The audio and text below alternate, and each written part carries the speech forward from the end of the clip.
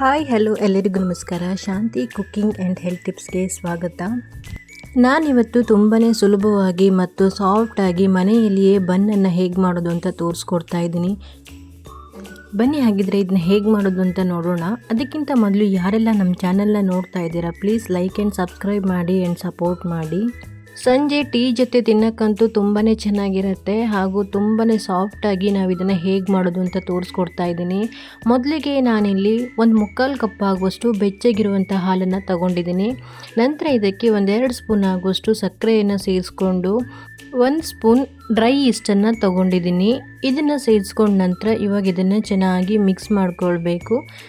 ಸ್ವಲ್ಪನೂ ಗಂಟಿಲ್ದಿರೋ ಹಾಗೆ ಇದನ್ನು ಚೆನ್ನಾಗಿ ಮಿಕ್ಸ್ ಮಾಡ್ಕೊಳ್ಬೇಕು.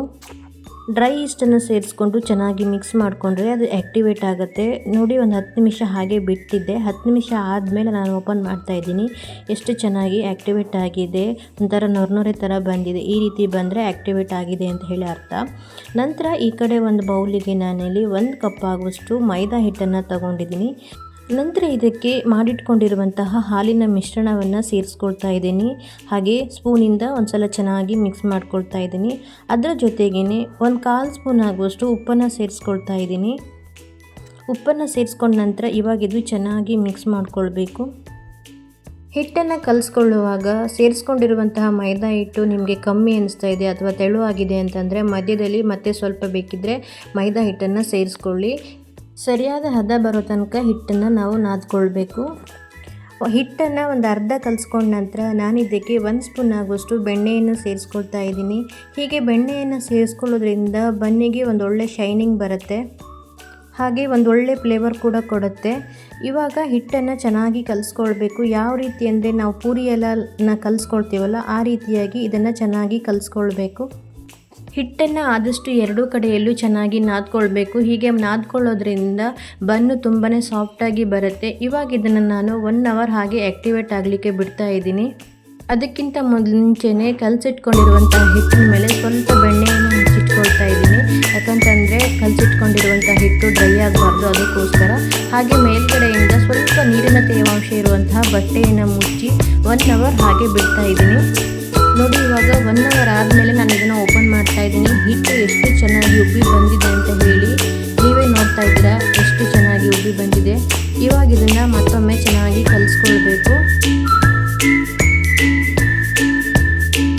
ನಂತರ ಕಲಸಿಟ್ಕೊಂಡಿರುವಂತಹ ಹಿಟ್ಟನ್ನು ಚಪಾತಿನ ಲಟ್ಟಿಸ್ಕೊಳ್ಳುವಂತಹ ಮಣೆಗೆ ಅಥವಾ ಅಡುಗೆ ಮನೆ ಶೆಲ್ಫಿಗಾದ್ರೂ ಸೇರಿಸ್ಕೊಂಡು ಮೇಲ್ಗಡೆಯಿಂದ ಸ್ವಲ್ಪ ಮೈದಾ ಹಿಟ್ಟನ್ನು ಸೇರಿಸ್ಕೊಂಡು ಎಷ್ಟು ಸಾಧ್ಯ ಆಗುತ್ತೋ ಅಷ್ಟು ಇದನ್ನು ಈ ರೀತಿಯಾಗಿ ನಾದ್ಕೊಳ್ಬೇಕು. ನೋಡಿ, ನಾನು ತೋರಿಸ್ತಾ ಇದ್ದೀನಿ. 2 ಕಡೆಯಿಂದನೂ ಸಾಧ್ಯ ಆದಷ್ಟು ಚೆನ್ನಾಗಿ ನಾದ್ಕೊಳ್ಬೇಕು.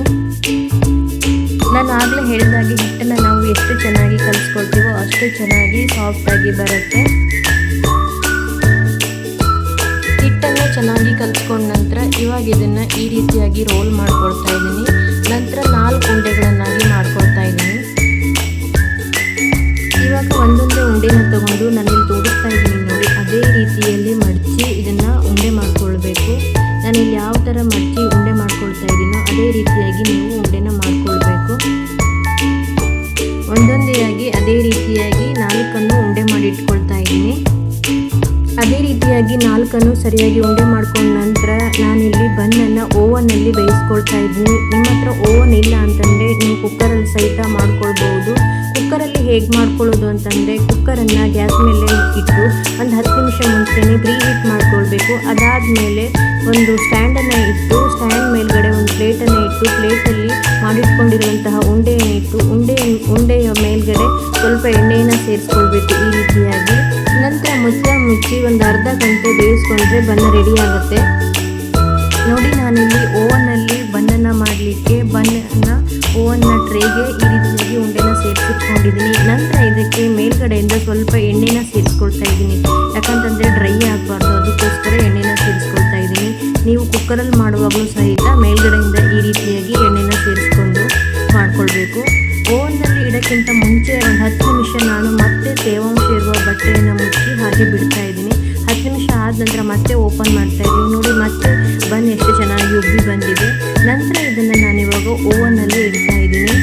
ನಂತರ ಇದನ್ನು ಓವನ್ನಲ್ಲಿಟ್ಟು ಒಂದು 20 ರಿಂದ 25 ನಿಮಿಷ ಟೈಮ್ಗೆ ಸೆಟ್ ಮಾಡಿ 180 ಡಿಗ್ರಿ ಸೆಲ್ಸಿಯಸ್ನಲ್ಲಿ ನಾನು ಇದನ್ನು ಬೇಯಿಸ್ಕೊಳ್ತಾ ಇದ್ದೀನಿ. ನೀವೇನಾದರೂ ಕುಕ್ಕರಲ್ಲಿ ಮಾಡ್ಕೊಳ್ತೀನಿ ಅಂತ ಅಂದರೆ ಕುಕ್ಕರಲ್ಲಿ ಸೇಮ್ ಅದೇ ಟೈಮ್ ಒಂದು ಹಾಫ್ ಆನ್ ಅವರ್ ನಾವು ಇದನ್ನು ಬೇಯಿಸ್ಕೊಳ್ಬೇಕು.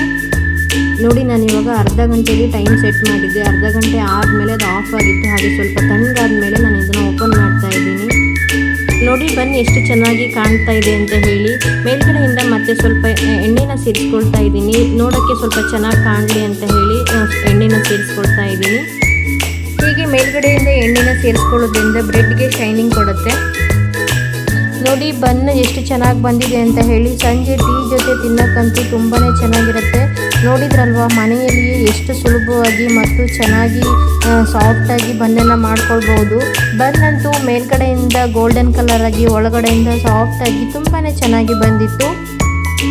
ನೋಡಿದ್ರಲ್ವಾ, ಮನೆಯಲ್ಲಿಯೇ ತುಂಬಾ ಸುಲಭವಾಗಿ ಮತ್ತು ಸಾಫ್ಟಾಗಿ ಬನ್ನನ್ನು ಹೇಗೆ ಮಾಡ್ಕೊಳ್ಳೋದು ಅಂತ ಹೇಳಿ. ನಾನು ಮಾಡಿರೋ ಈ ವಿಡಿಯೋ ನಿಮಗೆ ಇಷ್ಟ ಆದರೆ ಈ ವಿಡಿಯೋನ ನಿಮ್ಮ ಫ್ಯಾಮಿಲಿ ಆ್ಯಂಡ್ ಫ್ರೆಂಡ್ಸ್ಗೂ ಶೇರ್ ಮಾಡಿ. ಹಾಗೆ ಯಾರೆಲ್ಲ ಈ ವಿಡಿಯೋ ನೋಡ್ತಾ ಇದ್ದೀರಾ ಪ್ಲೀಸ್ ಲೈಕ್ ಆ್ಯಂಡ್ ಕಮೆಂಟ್ ಮಾಡಿ. ಹೊಸದಾಗಿ ನಮ್ಮ ಚಾನಲ್ನ ನೋಡ್ತಾ ಇರುವವರು ಪ್ಲೀಸ್ ಲೈಕ್ ಆ್ಯಂಡ್ ಸಬ್ಸ್ಕ್ರೈಬ್ ಮಾಡಿ ಆ್ಯಂಡ್ ಸಪೋರ್ಟ್ ಮಾಡಿ.